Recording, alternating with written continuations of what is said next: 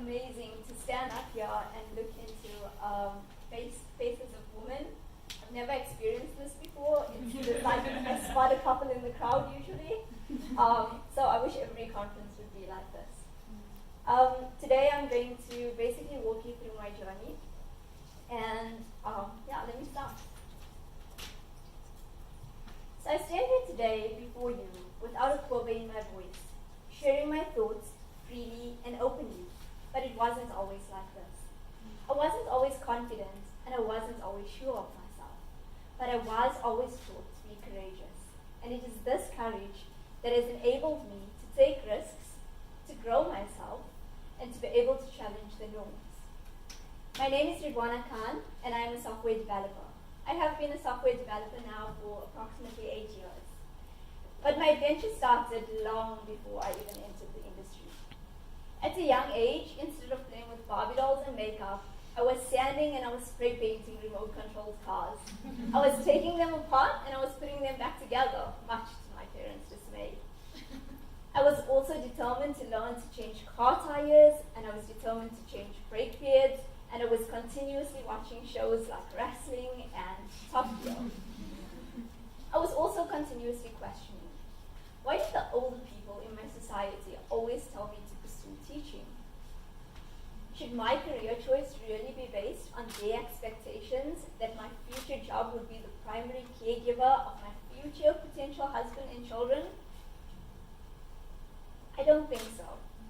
It was my love for mathematics that helped me to pursue a path of my own. It led me to computer science and to the story that I'd like to share with you all today. Like most women, after a couple of months in the industry, I quickly realized that it was a completely male-dominated one. Fortunately for me, during my former years, I didn't experience any of that impact. I was learning a lot, I was gaining my confidence, and I was able to sort of nurture myself to grow. A couple of years later, I left my comfort zone, and I started up a software development company with a business partner. This was a new and exciting domain for me. It was more the business aspect of the technical industry, of the tech industry. It was a challenge. Suddenly, when I would sit in meetings, I felt like I no longer belonged. I felt as if though I wasn't taken as seriously as my white male business partner.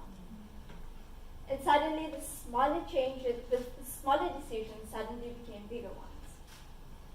And so, for example, if I decided to wear makeup and heels in a particular day, I would be taken a lot more seriously by the business people. However, when I would talk to a tech lead, he would then underestimate me and my capabilities.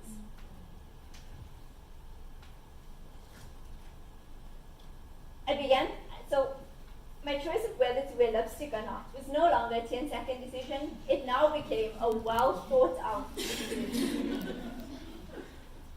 I also noticed that a lot of clients preferred to deal with my male business partner rather than myself. And so when they did deal with me, when important decisions needed to be made, they would revert back to him. And when financial information was discussed, they would also want to check to him. In a span of 3 years, I experienced it all. From, hey, will you please take the notes in this meeting, to we'll chat about it when your business partner gets in, to being talked over, to not even being addressed, to being underestimated, to being denied eye contact. But the most painful of all was to being overlooked for the work that I had done. However, the encounter that stands out the most for me during this period was one where I was in a meeting with a lead technical developer at one of the biggest corporates in South Africa. During this time, this developer was explaining the internal APIs of this company to my business partner and myself. And so I had learned this really neat technique by then of sitting directly next to my business partner just so that I could share in on some of the good old eye contact. But during this particular moment, I had made an error in my judgment, and instead I sat a slight distance away from my business partner. This technical developer consistently just looked at my business partner, made eye contact with him, his body language, his posture completely facing just my business partner, thereby removing me from view. And so I thought to myself, perhaps I can change this. maybe I should ask him a question. Maybe I should start engaging him and he'll actually start speaking to me. And so I asked him a question.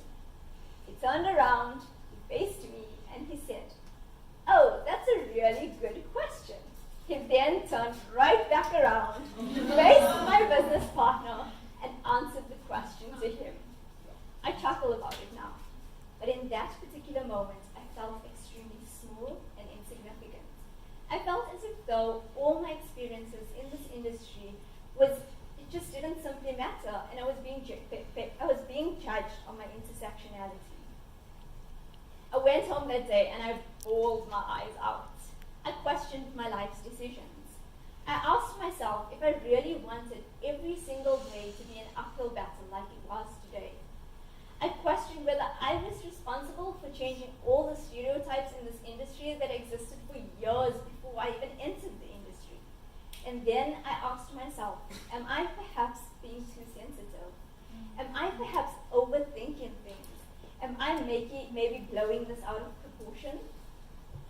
You know, it was the little things, the little oversights that kept on happening in the smallest of interactions that built up my self-doubt and my vulnerability. So in this moment, I kept thinking, is it my imagination or is it not? And in this moment, I turned to the person who I always seek help from. I asked Google. And so Google gave me the mathematical facts. Across a number of articles, the following points resonated with me. Women who enter the industry leave the industry at a rate 45% higher than their male peers.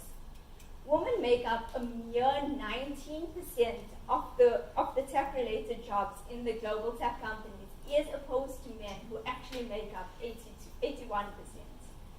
And of these women, only 28% make up leadership positions. It was this knowledge and my passion for software development that has kept me moving and directing myself through the industry. It is these things that helped me focus on the smaller wins. And so, instead of quitting, I told myself to keep fighting, because if there's one less person in this industry to fight, then is it really worth it? Today, I choose to educate both men and women about the struggles that we face as minorities.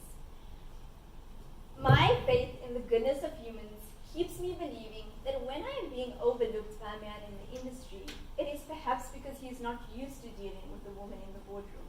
And I stand here today at meetups and at conferences trying to educate and create awareness of the issues that we deal with and try to promote a change.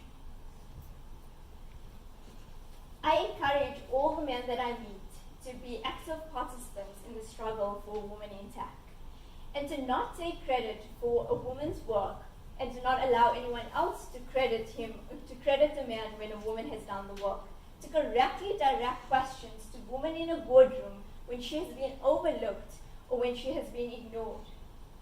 I also encourage everyone in the industry to promote diversity, but not only to promote diversity, but to also practice inclusion.